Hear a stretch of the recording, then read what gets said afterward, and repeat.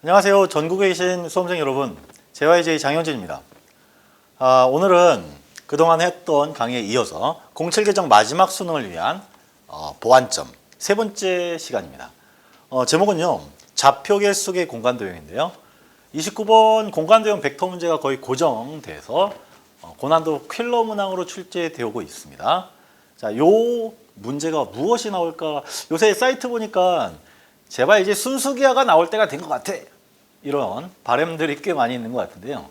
아쉽게도 이번 9평에는 순수기하는 아니고 좌표와 방정식이 매우 강화되어 있는 그러한 공간도형 문제가 출제되었었습니다. 물론 수능에 무엇이 꼭 나온다라고 확정 짓기는 어렵지만 사실은 좌표와 점의 좌표 혹은 방정식, 공간도형의 방정식이 그대로 이렇게 문제의 표현으로 나온 문제가 아주 많이 나오진 않았었지만 이번 9평을 통해서 앞으로 좀 강화될 수 있지 않을까라는 점, 그런 점들이 오늘 강의의 주제라고 할 수 있습니다. 사실 이것은 내년도 교육과정이 좀 변화하는 측면에 그 이유가 있을지도 모르겠습니다. 왜냐하면 사실 내신을 하면서 우리는 기하로, 순수한 기하로 되어 있는 공간도형 고난도 문제를 거의 접해보지 못하거든요. 기출문제, 최근 3, 4년 기출문제에는 기하가 되게 강조된 고난도 공간도형 문제가 많이 나왔었지만 내신하면서 그게 준비가 잘 안 돼 있는 거죠.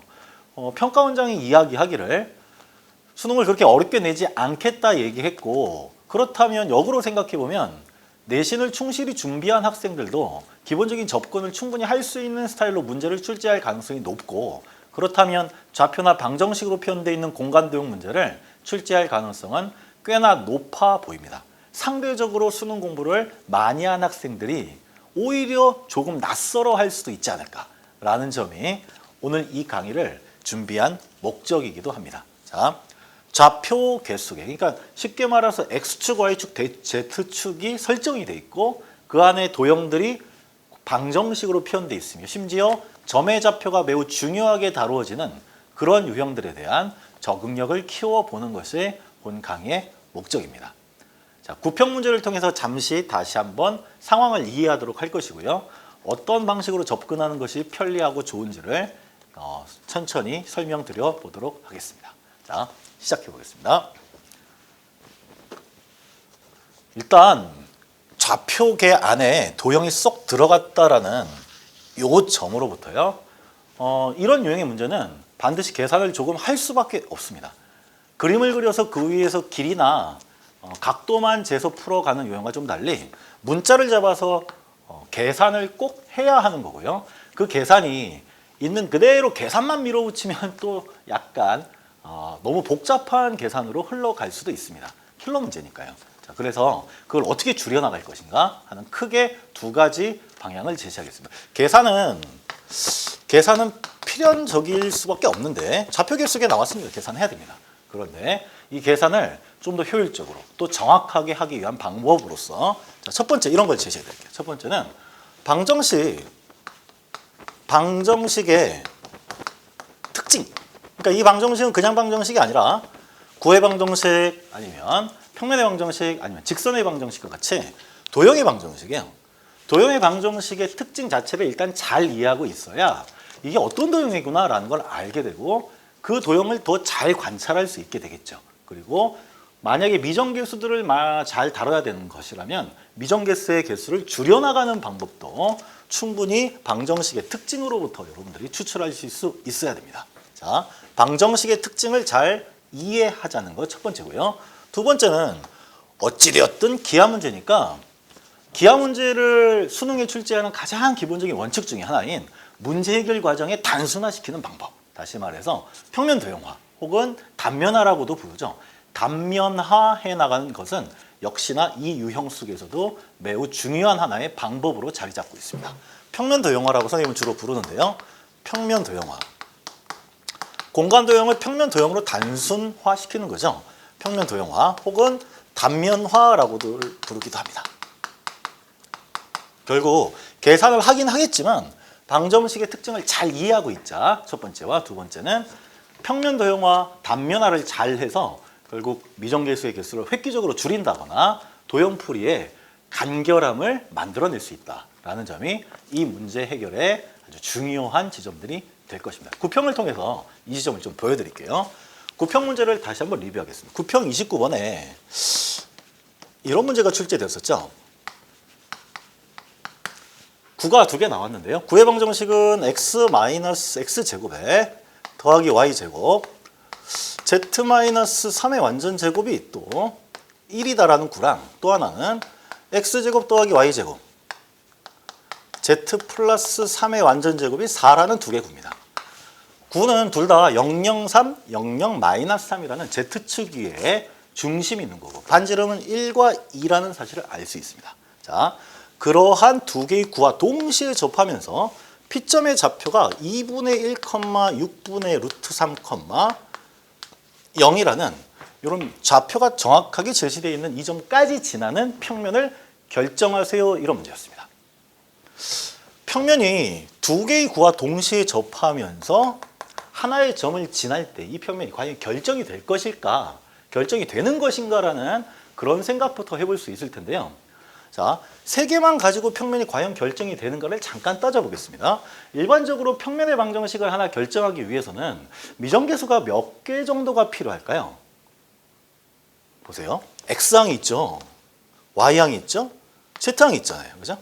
그리고 상수항까지 있어요. 상수항까지. 그래서 보통은 AX 플러스 BY 플러스 CZ 플러스 D 이퀄 0 형태로 우리가 개념 정리할 때 이게 평면의 방정식이야 라고 얘기합니다. 그래서 미정계수를 4개를 정해야 할 것 같은 느낌이 드는데 실상 이 3개의 조건만으로 이 접해, 진화 라는 3개의 조건만으로 평면이 결정되는 상황인가 봐요. 그러니까 이것은 평면의 방정식에 대한 이해가 조금 선행되어야 사실은 문제를 이게 풀리는가 보다 라고 생각할 수 있는 거죠. 왜냐하면 미정계수를 4개 보통 쓰긴 쓰지만 사실 평면의 방정식을 하나 결정하기 위해서는 미정계수 4개까지는 필요 없어요. 여러분 일반적으로 미분 공부할 때 3차함수 하나 결정하기 위해서 미정계수 몇 개 정해줘야 되나요? 3차항, 2차항, 1차항, 상수항 4개 맞죠? 그런데 평면 방정식은 4개라고 볼 필요는 없습니다. 왜냐하면 오른쪽이 0이기 때문에 만약에 D로 나눠주면 D분의 A, D분의 B, D분의 C 여기가 1이 되면서 미정계수가 3개인 스타일로 파악할 수 있거든요. 아니면 A로 나눠도 돼요. 그럼 최고차 X항의 개수를 1로 잡아주는 거랑 비슷하거든요. 그러니까 미정계수가 4개가 아니라 3개라는 사실. 그러니까 방정식, 평면 방정식이 어느 정도의 특징을 알고 있어야 스타트를 할 수 있다는 점.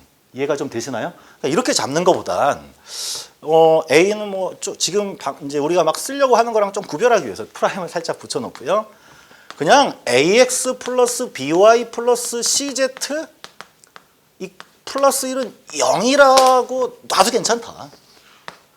여기가 뭐 분수가 좀 나온다 할지라도 하나를 상수 1로 잡을 수 있다는 점. 이런 점을 미리 좀 간파하고 있어야 3개의 조건만으로도 평면을 결정할 수 있다는 사실을 정확하게 이해할 수 있고 사실 그림 많이 그리지 않고도 접해 진화를 여기에 적용시켜서 A, B, C를 풀어나가는 것이 가능하게 설계되어 있는 문제입니다.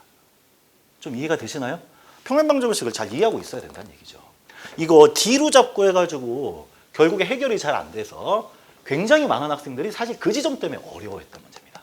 자, 지금 선생님은 평면 도형화, 단면화 이런 얘기를 전혀 하지 않고 방정식으로 표현되어 있는 문제를 그냥 수식으로 계산하는 방법을 소개해 주려고 하는 거예요. 그때 방정식의 특징을 잘 간파하고 있어야 그것이 가능하다라는 사실을 덧붙여 얘기하고 있는 거고요. 보세요. 자, 이제 식까지만 딱 세워드릴게요. 여러분이 계산은 또 충분히 할 수 있거든요. 보세요. 접해라는 식, 첫 번째 얘랑 접해라는 식은 어떻게 만들까요?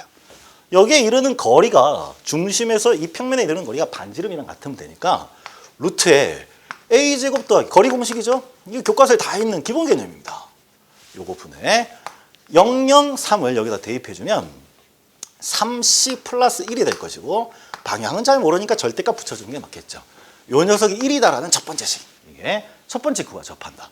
똑같은 방식으로 두 번째 구와도 접하잖아요. 그래서 여기 또 이게 0년 마이너스 3을 집어넣어주면 마이너스 3C 플러스 1이 2다. 반지름은 2니까요. 두 번째 식이 얻어지고 세 번째 식은 요 점을 지난다 했으니까 2분의 1의 A 플러스 이 6분의 루트 3의 b. 자, 0을 대입했으니까 c는 사라지고 플러스 1 이꼴 0이다. 요 세 가지 식이 결국 평면을 결정해주는 식이 되겠네요.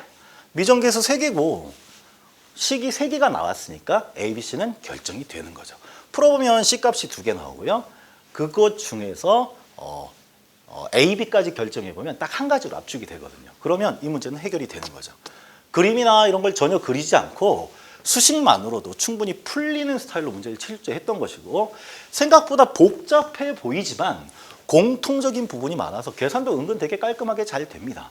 결국 위치관계가 잘 짜맞춰져 있는 도형을 문제를 출제를 하면 미정계수로 문제를 푼다 하더라도, 문자를 잡아 문제를 푼다 하더라도 비교적 계산은 깔끔하게 잘 떨어지게 돼 있어요. 그런 문제들이 보통 수능에 출제가 되는 것이고요. 이렇게 푸는 방법이 계산을 좀 방정식의 특징에 기반해서 푸는 방법입니다. 자, 근데 거기다가 말이에요. 그래도 기하 문제니까 평면 도형화. 이거는 공간 도형 문제를 수능에 출제할 때 학생들이 중등기하, 중학교 때 배웠던 평면 도형으로 푸는 방법으로 문제를 출제하는, 거의 이건 고전적인 아주 중요한 원칙입니다. 이 녀석도 계산으로, 다시 말하면 좌표계 속의 공간 도형 문제조차 이 원칙은 그대로 관철된다는 그 사실이 이 문제를 통해서 다시 한번 보여줄 수 있어요. 자, 이렇게 푼 학생도 많이 있지만 사실은 평면 도형화를 잘 하는 학생들은 이 풀이 과정을 훨씬 단축시킬 수 있는 그러한 풀이를 또 구사했던 거죠. 한번 볼까요? 자, 일단 그리자 이거예요. 구 2개랑 평면 1개인데 그리자죠. 구는 어떤 방향으로 봐도 원처럼 보일 것이고, 평면은 잘 보면 어떤 방향이냐면 사실은 법선의 수직한 방향이에요. 잘 보면 직선으로 보입니다. 그 방향을 잘 설정을 하는 거죠. 그러면 그림은 이렇게 나올 거야. 구가 하나 있어요. 작은 구. 아래는 좀 큰 구가 있는데 중심 사이의 거리는 얼마냐면 6이에요. 한 칸, 두 칸, 조금 더 떨어져야 되겠네요. 잠시만요. Z축의 중심부터 잡아가지고, 자, 둘, 셋, 넷, 다섯, 여섯, 일곱. 그러면 딱 맞죠. 여기 작은 구. 여기에 이번에는 반지름 2짜리 조금 더 큰 구. 구를 원처럼 그립니다. 그런데 평면을 뭐처럼 보자고요? 직선처럼 보는 거야. 그래서 두 평면에 동시에 접하는, 두 구에 동시에 접하는 구를, 평면을 이렇게 그려줍니다. 근데 이건 내접하는 스타일이고요. 외접하는 스타일 또 있어요. 두 개를 모두 고려할 수 있는데, 자, 요 두 개를 구별하고 이런 것에 아직은 초점을 맞추진 않을게요. 어디에 더 초점을 맞출 거냐면, 좋다. 이제 A점의 거리로 보면 이 점이 이 평면이 아니고 사실 이 평면이 되는 건데, 현재는 어디에 집중하냐면요. 평면 도형화에서 얘네들의 위치 관계를 그대로 그림으로 나타냈더니 이런 모양이 돼가지고 막꼭지각이 되고 닮음인 삼각형 두 개가 생겨요. 그죠?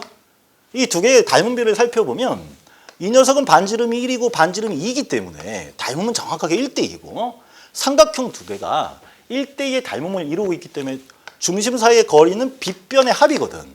빗변 합 길이가 6이니까 요 길이가 4고 요 길이가 2구나라는 게 보이죠. 정확하게 이게 30도, 60도짜리 직각삼각형, 중학교 때부터 했던 그 녀석이잖아요. 그런 도형이 들어있는 거야, 이 문제 안에. 사실 이런 도형이 들어있어야 계산도 잘 떨어지게 돼 있어요. 자, 그래서 이 그림을 그려내면 여기 마이너스 3이었는데 4만큼 올라갔으니까 여기가 Z축의 점 001이구나 라는 사실을 알 수 있고요. 001을 지난다는 사실을 간파하면 001을 지나잖아요. 그럼 C가 그냥 1이라는 게, 마이너스 1이라는 게 자동으로 얻어지는 거죠. 이 계산을 할 필요가 없이 C는 마이너스 1이구나를 얻어낼 수 있습니다. 그러면 여러분 여기 잘 보세요. 식이 3개 있고 A, B, C였는데 C가 마이너스 1이란 걸 도형, 평면 도형화해서 도형을 속에서 찾아냈잖아요. 그러면 얘는 미정계수 2개짜리 식이 돼버리는 거죠. 이해가 되나요? 결국 공간 좌표계에 도입된 도형들은 계산을 하게 마련인데 미정계수를 최대한 잘 다루는 방법. 첫 번째로 방정식의 특징을 잘 이해하는 것이고요. 두 번째는 평면 도형화해서 훨씬 단순한 도형으로 처리해서 계산을 용이하게 할 수 있다는 점. 이게 포인트인 겁니다. 어느 정도 윤곽이 잡히시죠? 여러분들 이 지점의 연습을 게을리하시지 않고 선생님이 제공해주는 문항을 같이 연습하시면 좋겠습니다.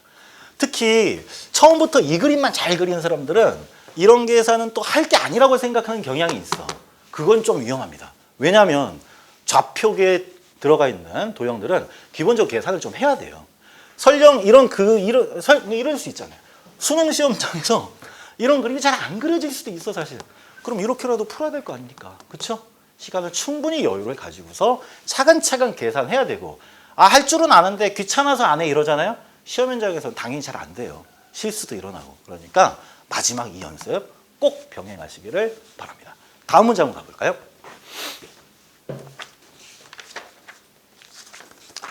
자, 다음 문제는요.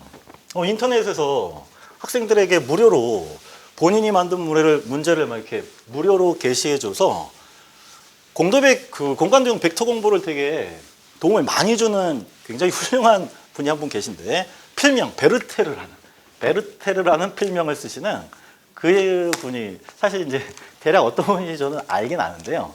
하여튼 본인의 뭐 그렇게 이익을 추구하는 게 아닌 이런 좋은 문제를 많이 만들어 주시잖아요. 그 문제 한번 풀어보도록 하겠습니다. 자, 이게 독일어예요. 뭐 버터 뭐 이렇게 읽으면 안 됩니다. 베르테르입니다. 베르테르. 자, 이놈이 어떻게 되어 있냐면요. 그림도 친절하게 그려져 있는데 S1이라는 구가 있는데, S1은 X-4의 완전 제곱에 또 Y제곱에 플러스 Z-4라는 이런 구예요. 반지름은 얼마냐면요. 반지름은 4입니다. 16. 자, 그리고 평면이 하나 나왔는데, 평면 알파는 딱 봤더니 x 이꼴 루트 3y입니다. 평면이 되게 간단하네요. 자, 이제 우리가 새로 찾아야 되는 평면이 뭐냐면, 일단은 뭐 C는 있어요. 이 구랑 평면 알파가 만나서 생기는 원이 있는데, 그 원의 중심을 C라고 잡았고요. C의 좌표는 충분히 찾을 수 있을 겁니다. 자, 새로운 구 하나가 생겼는데, 새로운 구는 S2라고 이름 붙여볼까요? 이름은 없지만 우리가 이름을 준 거예요. S2는 요 알파와 어떻다?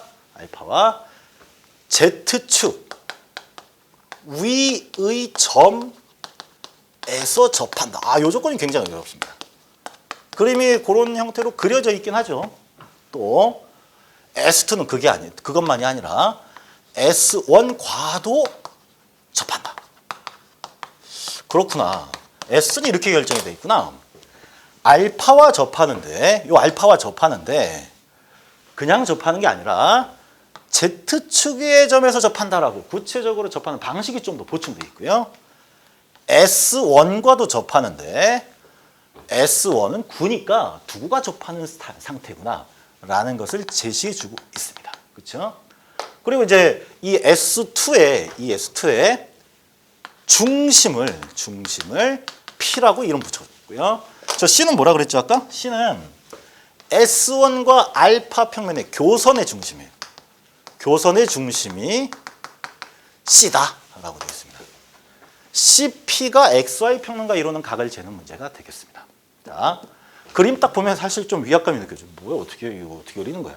이 주어져 있는 이 그림에다가 여러분들이 막 입체감을 넣어가지고 열심히 그려서 풀잖아요. 사실 이제 그렇게 푸는 훌륭한 학생들 있습니다. 아주 좋은 실력을 가진 거지만 보통은 그렇게 잘 안 돼요. 공간에서 우리가 이 종이 위에 공간을 표현하려면 어쨌든 이렇게 좀 투시도를 그려야 되는데, 그 그림을 잘 그리고 길이나 각도 같은 것들이 조금씩 왜곡되는데 그걸 잘 머릿속에서 반영해서 그리는 건 사실 매우 어려운 일입니다. 그러니까 주어진 저 그림에다가 모든 걸 다 담아서 풀려고 하는 시도는 그렇게 쉬운 풀이는 아닙니다. 결국 뭐 해낼 수 있으면 좋긴 합니다. 우리는 좀 보편적인 풀이를 추구할 필요가 있는데요. 구와 평면이 방정식으로 나타나 있잖아요. 그리고 그 녀석과 또 접하는 새로운 구를 제시해주고 있잖아요. 그리고 무엇보다도 C점과 P점이라는 두 점이 연결된 선분이 XY 평면과 이루는 각이니까 사실 C점이나 P점의 좌표를 찾아내기만 한다면 마지막 각도 재는 건 굉장히 수월하거든요. 그러니까 좌표계에 도입된 도형이라고 파악하시고, C점은 뭐 아마 센 수학 정도 공부하신 학생은 다 찾을 거예요.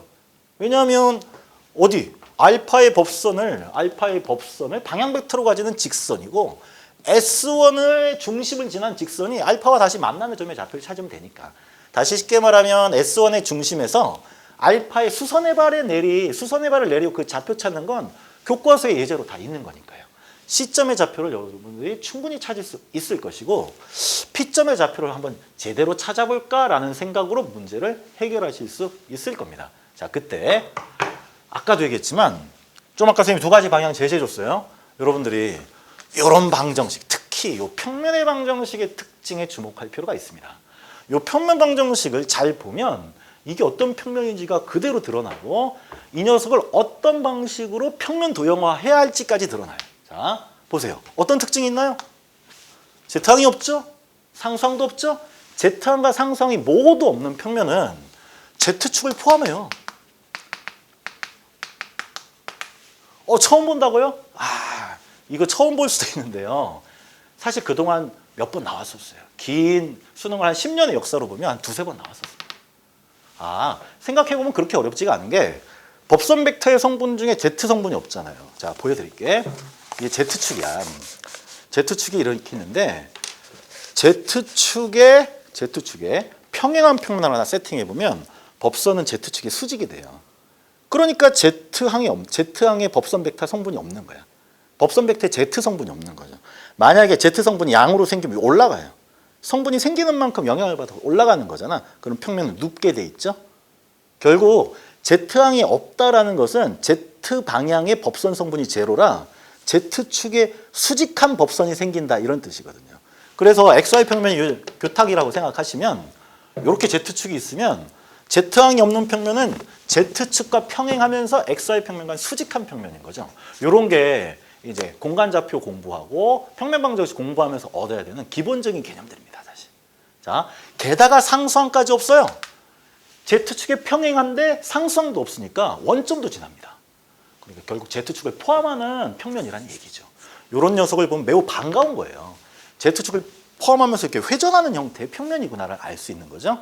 자, 게다가 얘를 평면 도형화해서 도형을 단순화시켜서 푸는 거예요. 그때 평면 도형화하는 방향까지 잡혀요.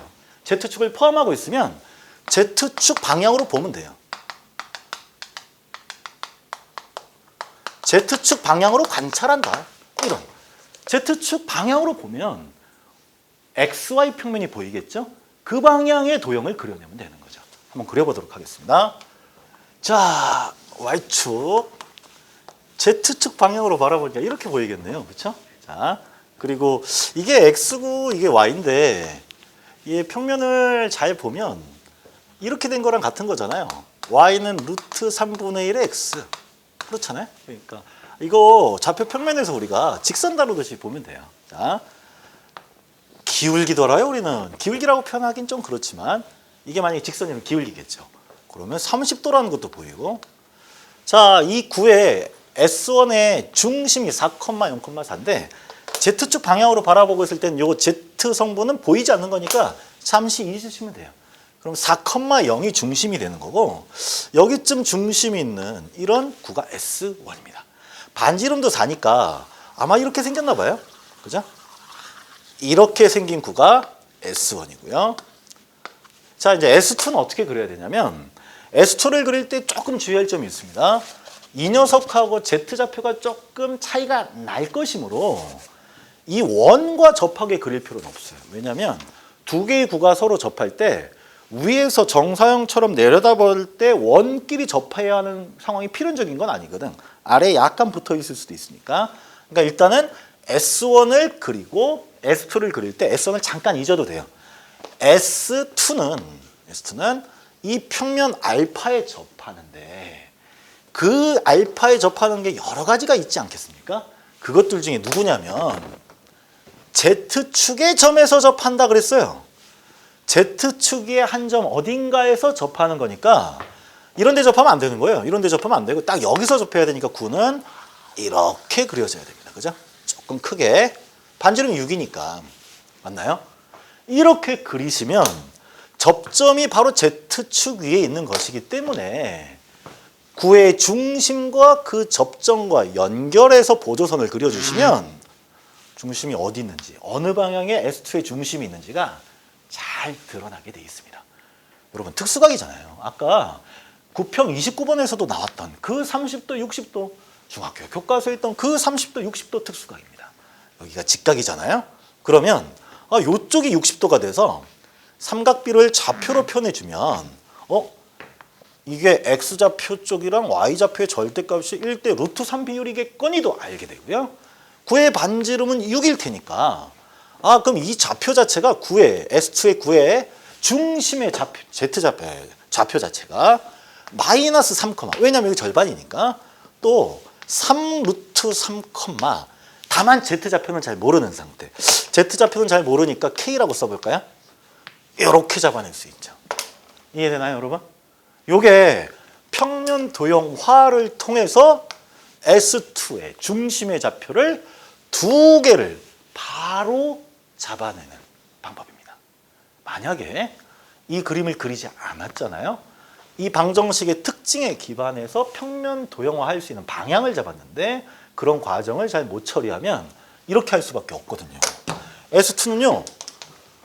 9니까 S2는 그냥 9의 방정식을 일단 쓸까? 이거 중심은 어딘지 잘 모르겠어. 중심을 미정계수를 3개를 줘버리고 반지름은 6이니까 36 이렇게 쓸 수는 있겠네요. 잘 보세요.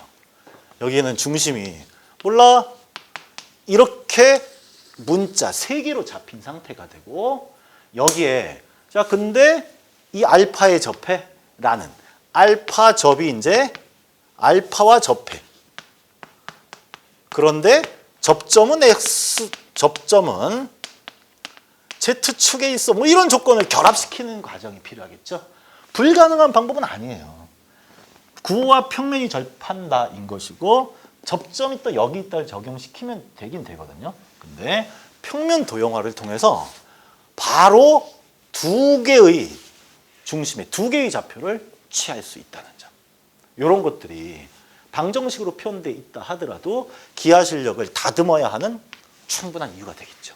물론 방정식의 특징을 잘 아시고. 자, 이제 K만 구하면 모든 것이 다 해결이 될 텐데 아직 안 쓴 게 남아 있잖아요.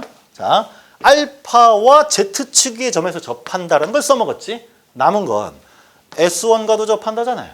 그러면 두 구가 접한다는 중심 간 거리가 반지름 합과 같으니까 요 녀석과 요쪽 중심. 자, 요때 중심 처리할 땐 주의하세요. 4,0,4 Z축까지 다 반영해서 계산하셔야 돼요. 실제 중심은 Z 성분이 있는 거니까.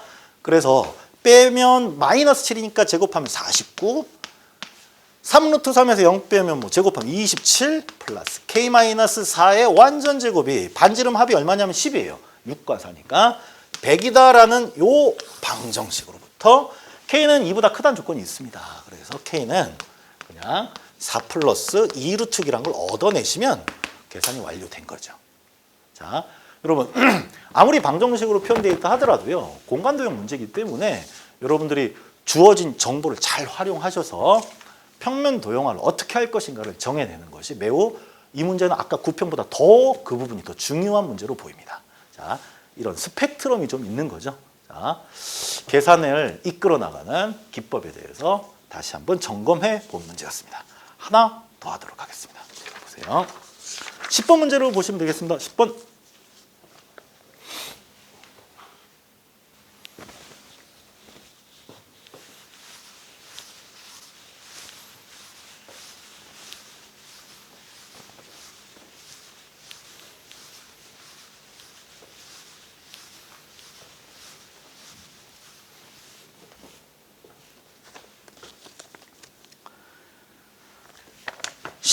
번에 보니 좌표 공간에 A점이 주어졌네요. A점의 좌표는 4, 루트 2, 마이너스 2고요. 자, 또 알파는 누구냐면요. 알파는 x 더하기 루트 2y 마이너스 z 플러스 8은 0이라는 방정식입니다. 알파에서 A에서 알파로 정사형을 내렸더니 B래요. 평면에 정사형 내린다. 수선의 발 내린다는 건데 수선의 발을 좌표를 찾는 과정. 교과서의 기본 예제들입니다. 자, 직선의 방정식 같은 걸 활용하죠. 자, 그 과정을 일단 생략하고 결과를 써드릴게요. 0, 마이너스 3 루트 2, 2가 되겠습니다. 자, 수선의 발을 내렸다. 그리고 나서 중심이 새로운 구 하나를 도입하는데 S는 구를 S라고 이름 붙일게요. 중심이 어디 있다? YZ 평면 위에 있고 A와 B를 지난다. 이렇게 돼 있어요. 구가 중심을 YZ 평면 위에 둔 채로 이미 다 찾아놓은 두 개의 점을 지난다. 이렇게 돼 있습니다. 그렇죠?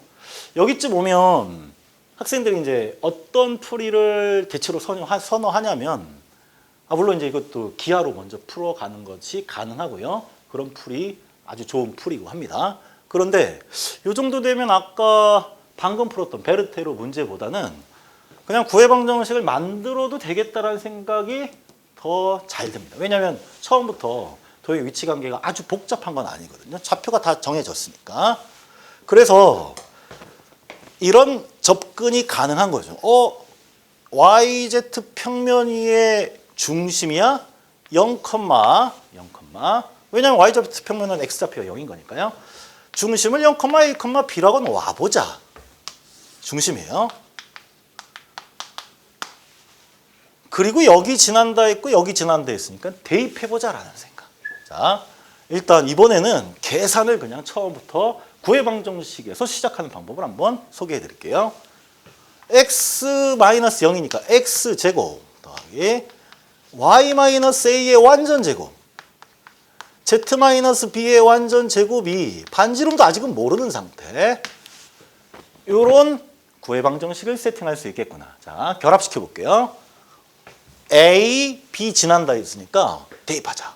16 플러스 루트 2 마이너스 A의 완전제곱 마이너스 2 마이너스 B의 완전제곱은 R제곱 A점 지난다.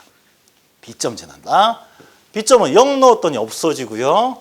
마이너스 3 루트 2 마이너스 A의 완전제곱 2 마이너스 B의 완전제곱이 R제곱이다.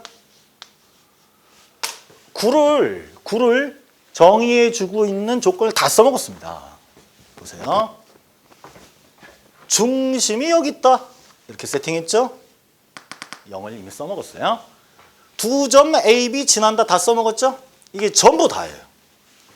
그런데 현재 보니까 A도 모르고 B도 모르고 R도 모르거든. 모르는 게 3개인데 식은 2개밖에 없어요. 그러니까 결국 이 구는 결정되지 않고 있습니다. 그래서 구의 반지름의 최소값을 구해라 라고 지금 최소값을 구해라기보다는 이 중에 가장 작은 구, 반지름이 제일 작은 걸 찾아라 이렇게 의거하고 있는 거죠. 여러분 이 얘기를 잘 들어보세요. 좌표 중심으로 되어 있는 문제는 결국 미지수가 꽤 많을 수밖에 없는데 그러면 그걸 정하기 위해서 어떤 조건을 어떻게 수식화해야 할 건지를 항상 염두에 둬야 되고 다 찾았다. 주어진 조건 다 써먹었다. 그런데 문자가 하나 남는다. 하나가 변할 수 있다. 그럼 보통 최대 최소로 귀결되는 거예요. 자, 그런 분석이 되잖아요. 그럼 밀어붙이면 답이 나옵니다. 이거를 완벽하게 ABR이 정해지진 않지만 ABR을 하나의 변수로 통일시킬 수는 있잖아요. 그러면 반지름 R의 최대 최소를 구할 수 있다는 거죠. 그러면 제일 작은 반지름의 구를 결정할 수도 있는 거고. 이해가 되나요? 선생님 저는 이 정도 계산 보면 토 나와요. 이 정도 계산은 수능이 아니라고 봐요. 이렇게 생각하는 경향이 없지 않습니다. 왜냐하면 그동안 기하 문제가 더 많았으니까. 근데 거듭 당부하지만 이런 계산 연습해둬야 됩니다. 알겠죠? 그래야 기하로 잘 안 보일 때 해결할 수 있는 방법이 생기는 거죠. 이거 잘 정리해서 식을 이제 이거 변변 연산하고 하면 되죠. 선생님이 시간 관계상 결과만 보여드릴게요. R제곱이 뭐 나오냐면요. R제곱은 A로 표현이 돼요. B부터 써볼까요? B는 이제 계산 그렇게 어려운 게 아닙니다. B는 루트 2A가 나오고 R제곱은 3분의 3A제곱 마이너스 플러스인가요? 플러스 2 이게 얼마 나오더라? 3분의 2 루트 2 3분의 2 루트 2 아니다 2 루트 2A 2 루트 2A 이런 형태의 이차함수가 돼요. A에 대한. 그래서 반지름이 제일 작은 걸 찾아라 그러면 A가 얼마일 때이구나 라는 게 느껴지고요. A는 얼마냐면 마이너스 3분의 루트 2일 때고 B는 마이너스 3분의 루트 2에 루트 1 곱해서 마이너스 3분의 2일 때예요. 요렇게 돼서 지금 최소의 반지름을 가지는 구가 결정이 되는구나 라는 것을 여러분들이 계산을 통해서 얻어내실 수 있을 겁니다. 자, 좋아요. 이렇게 가는 방법을 절대 배제하지 마시고 기하로 잘 푸는 학생들도 이 연습을 병행하시길 권해드리고 있습니다. 선생님, 근데 저는요 도형의 위치관계, 방정식을 잘 보고서 도형의 위치관계를 평면 도형화하고 싶어요 라고 또 생각하셔야 되고, 두 번째 풀이를 당연히 병행하시고 이 풀이도 연습하시는 게 맞습니다. 결국 어떤 방향으로 자기가 정답을 맞춰낼지는 장담할 수 없는 거니까요. 그죠? 자, 처음으로 돌아가 봅시다. 평면 도형의 방정식이 평면의 방정식이 이렇게 잡혀 있습니다. 그리고 YZ 평면이란 것이 언급되어 있습니다.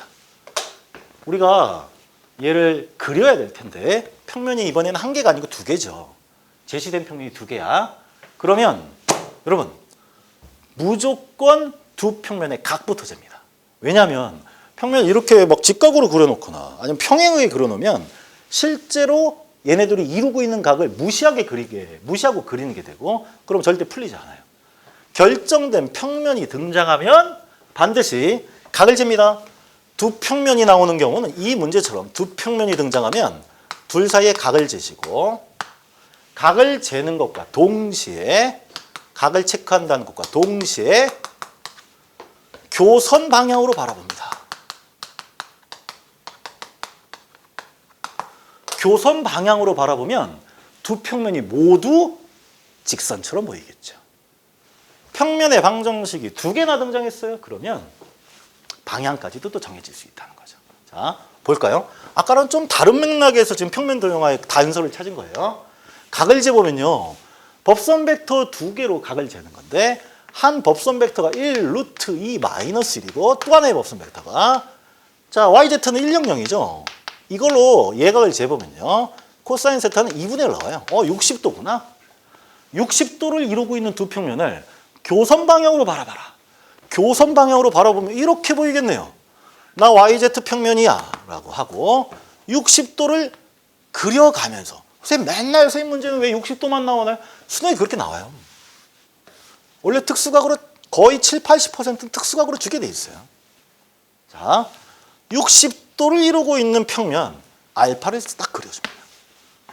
그리고 A점은 어디쯤인지 찍어봐야 되는데, A점과 B점을 함부로 찍지 마시고 YZ 평면이라는 아주 좋은 하나의 평면이 딱 보이고 있잖아요.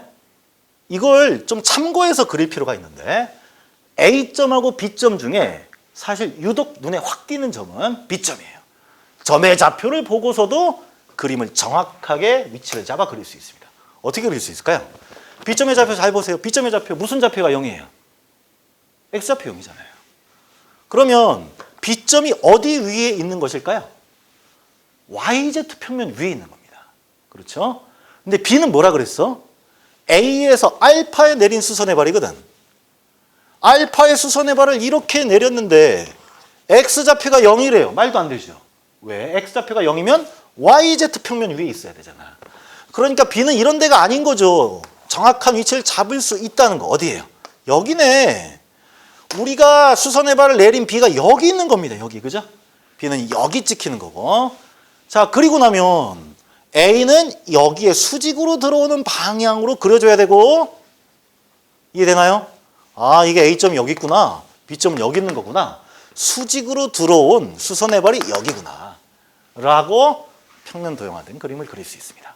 자, 그리고 잘 보십시오. 구의 중심은 어디냐? YZ 평면 위에 있는데 여기에 중심이 있는 이 구가 A점과 B점을 동시에 지나가요. 다시 말하면 구의 중심으로부터 A와 B 이루는 거리가 똑같아요. 그러면 이런 식으로. 사실 기하학적으로 이제 풀이가 좀 습관이 잘 돼 있는 사람은 뭐부터 그리냐면 수직 이등분선부터 그립니다. 왜냐하면 거리 같은 것의 자치거든. 아, 이렇게 되는 건가 보다. 그러니까 딱 여기예요. 어쨌든 이등변 삼각형의 성질이거든. 수직 이등분선에 꼭지점이 놓이는 삼각형이 이등변 삼각형이거든요. 그래서 반지름 두 개가 같을 테니까 이게 반지름이구나. 이런 그림이 그려지겠구나. 근데 이걸 60도, 120도 이런 걸 잘 아는 사람은 그럼 이게 60도 쪽이니까 이쪽은 60도가 돼서 120도 방향이겠네? 이런 것도 다 보입니다. 여기에 또 하나의 특수각 삼각형이 또 들어가는 거예요. 여기도 90도. 구의 중심은 여기쯤 있구나. 이렇게 그려지는 거죠. 대략 이해되시나요? 그래서 구는 이렇게 그리면 그만입니다. 이런 왼쪽에 식으로 풀어가는 과정을 상당한 정도로 단축시키고 있는 중이에요. 그리고 이 문제에서 요구한 건 결국 뭐냐면 이 구의 반지름인데 아까는 반지름을 A, B 다 찾아서 구했는데요. 반지름이 요 놈이네요. 그죠? 이게 구의 반지름인데 중심에서부터 가는 거리. 요 삼각형의 한 변의 길이에 불과하고 삼각형의 세 변의 길이 중에 가장 쉽게 구할 수 있는 거 하나 구하시면 되는데 여기서는 이게 제일 쉬워요. A에서 평면 알파에 이르는 거리를 구해버립니다. A점의 좌표가 주어졌잖아요. A점의 좌표는 4루트 2 마이너스 2였어요. 4루트 2 마이너스 2라는 점에서 평면에 이르는 거리 공식.